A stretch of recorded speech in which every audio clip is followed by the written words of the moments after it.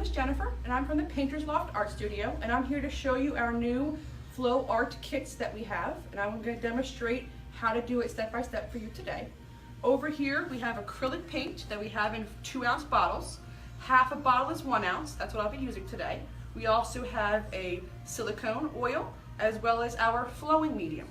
Now I'm going to show you the ratio and how to mix everything, but if you don't want to worry about numbers and mixing, we do have available pre-mixed with our flow medium and water. All you have to do at home is add a little bit of silicone drops to it and it'll be ready to go. We'll give you all these here in the kit, which is rubber gloves, a nice dropper for the oil, a spoon, a cup, as well as some popsicle sticks for stirring. Okay, so over here I'm going to show you, start with the purple. I'm going to squirt half a bottle into my cup. So I know 2 ounces in the bottle and I want 1. Give it a good shake. It's about half a bottle there, a little bit more. There we go. I'll do that for all of my colors.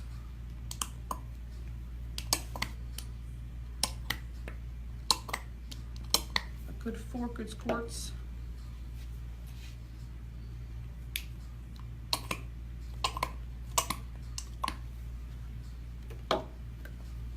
I chose these colors because I'm trying to go for more of a lighter effect.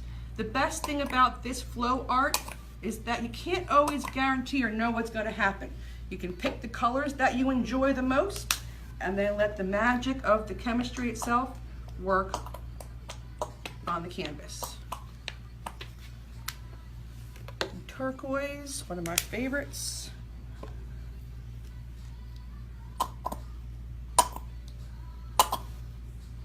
Now we do have gloves available. Obviously I'm not wearing them. I don't mind a little mess on my hands, but if you don't want to be so messy, the gloves are here for you as well.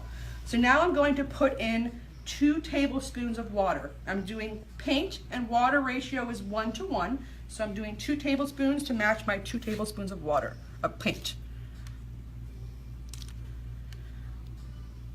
Now, as you're mixing, you also want to use your eye. If you feel the paint is not quite thin enough or all the paints don't match, if you have one paint a little bit thicker, you can add some more water. The most important thing is to get the consistency right. Now, with making the different cells in the flow art, sometimes if you have your paint a little bit thinner, you may get a little bit more different cells and a little bit thicker. So you can play around with that as you advance more and more into this. Here is the flowing medium. I'm going to be using 1 tablespoon because this is half to my 1:1 ratio. So I have 2 tablespoons of paint, 2 tablespoons of water, and 1 tablespoon of the flowing medium. As you can see, it's a lot thicker than the water. It does give it a nice kind of finish to it once it dries. Now after I pour these in, I'm going to use my popsicle sticks. I'm going to mix them all up really well before I add my silicone oil. The oil should go in last before you mix them all together. You always want to give it a good stir too. Okay. There we go.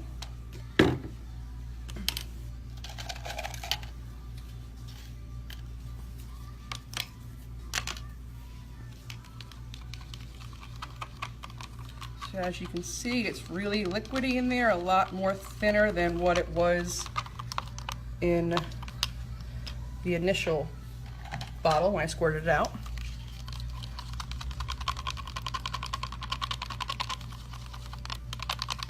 I'm really making sure I get all of it mixed up and blended. You don't want to have any thick globs of paint in there because they will glide around on your canvas and cause things to change.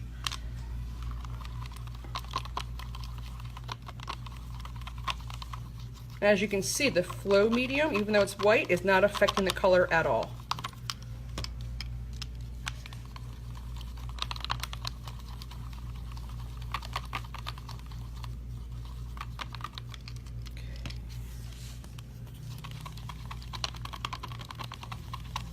Now the measurements that I'm going over right now, these are what we recommend for a 12 by 16 size canvas. Now obviously if you want to make a larger painting, you're going to want to have more paint. Smaller canvas, less paint. And we have those ratios all broke out for you here. You don't have to worry about thinking that for yourself. We will help you if you come in to get the paint. Now I can see my white, it seems a little on the thick side, so I'm going to add another spoon of water, I think, to it. The white, I think, personally, should be the thinnest color. It kind of acts as the activator. It helps everything else flow really well together. There we go, much better. Double check my blue. I think my turquoise as well is a little thick. Okay. Yeah, there we go. You can see how it comes more of like a creamy and less thick, like peanut butter, a little bit thinner than peanut butter. So here's the silicone oil. This is what I'm going to use to drop into these. For this size, I'm going to be doing 5 to 6 drops. If you want to experiment more with how the silicone works, you can always try more drops on other paintings. Just going to fill it all up.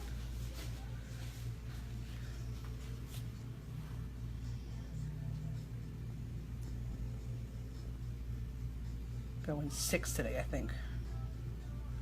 Oh, lost count there.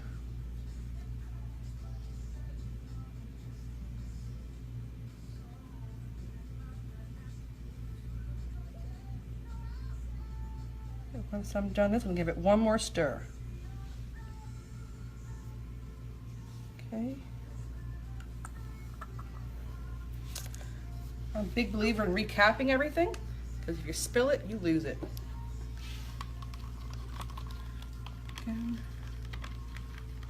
You may think I'm excessive in stirring, but you really want to make sure everything is mixed up. So it's better to over stir at this point than to under stir.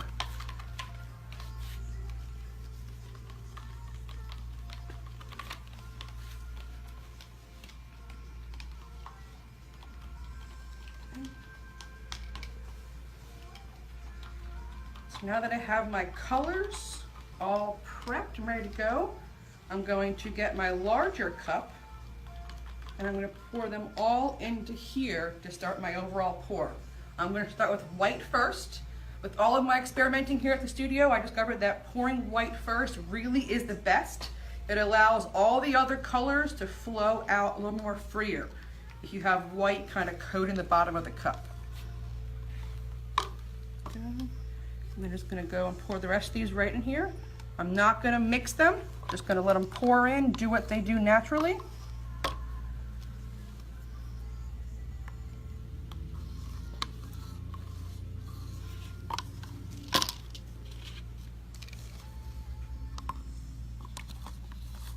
As you can see, all my paint has the basic same consistency, that nice fluid look to it.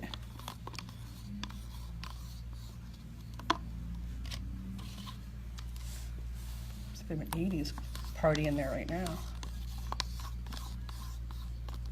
All right, so all my colors are in there. I'm not going to mix it or anything like that. Over here is my canvas. I do have it on these cups. It keeps it raised up because as you see, it will pour over. I'm using a plastic base here as a protective shield. You can also use one of these guys, a little bit bigger if you want, depending on the canvas size, to catch your drippings. It is messy, so be prepared for that. So here is my cup. I'm going to pick my canvas up, sandwich it like this. I'm going to flip the whole thing over. Now this is the tricky part. You gotta be a little patient. Let it sit, let it drip, let it do its magic. Maybe tap a little bit. Give it a second to drip down and do what it wants to do. Another important thing is you want to also make sure your area is level.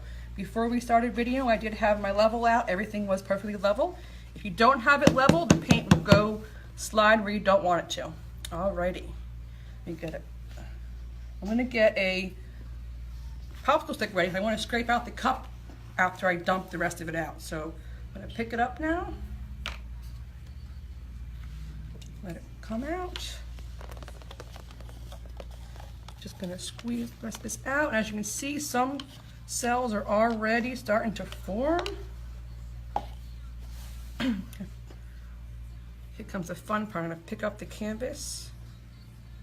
Just slowly let the liquid flow around.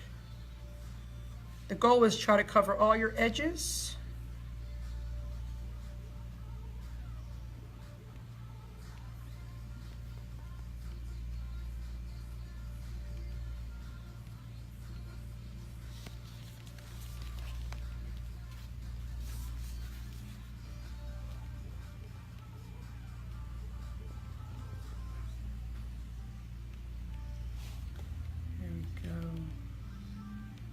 You see, I got a little slider right there. I must not have mixed my white up as good as I thought I did.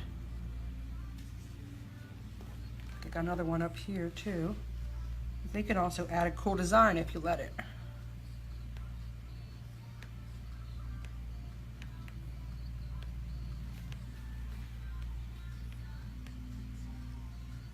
Let him slide right off.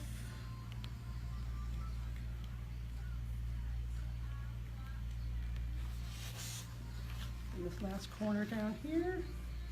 As you see all these drippings down on the table, I can use those to help coat the edges once I'm done covering the front completely. A little bit more. There we go. So put it back on the cups. Then you can use a popsicle stick if you want to. I like to use my finger sometimes as well. Just kind of scoop some up. Just kind of place it. I'm gonna use my finger. There we go. Just kind of tap it where it wants to go. Get some of the real cool swirls. They kind of leave the swirl behind on the side.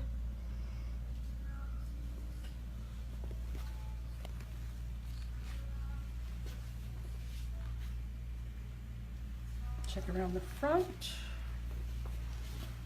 The colors are really pretty. I was afraid the purple wouldn't blend right, but it's working out nicely. Little touch right there. So I was thinking more of a pastel was going to appear, but it's a little bit more darker than I anticipated, but I think it really turned out really beautiful. Now, if I want to enhance it some more, I can also use a blowtorch. These, unfortunately, are not available in our kits, but you can purchase your own. Lightly, just heat some of the areas. See how it brings some of those pores up, all of those dots. Oh my goodness. Don't want it to smoke too much.